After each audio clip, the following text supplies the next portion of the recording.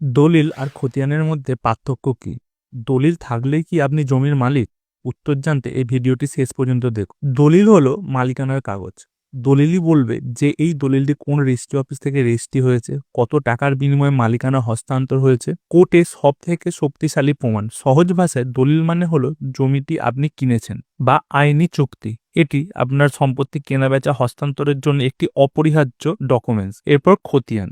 খতিয়ান হলো সরকারি রেকর্ড। যে জমিটির দখলে আছে সেটি খতিয়ান দেখায়। খতিয়ানের মধ্যে এক বা একাধিক দাগ থাকতে পারে এবং এই খতিয়ান ট্যাক্স ও রেকর্ডের কাজে লাগে। সহজ ভাষায় খতিয়ান মানে সরকার জানে জমিটি কার নামে আছে। খুব সহজ ভাষায় মূল পার্থক্য হলো দলিল মালিকানার প্রমাণ, খতিয়ান সরকারি রেকর্ড। সমস্যা কখন হয়? দলিলের নাম আছে কিন্তু খতিয়ানের নাম নেই। তখন এই ক্ষেত্রে খুব বড়সড় সমস্যা এবং ভবিষ্যতে মামলা মকদ্দমা হতে পারে। তাই জমি কেনার সময় দলিল ও খতিয়ান দুটোই মিলিয়ে দেখুন এবং জায়গা জমি ক্রয় বিক্রয় করুন। ধন্যবাদ।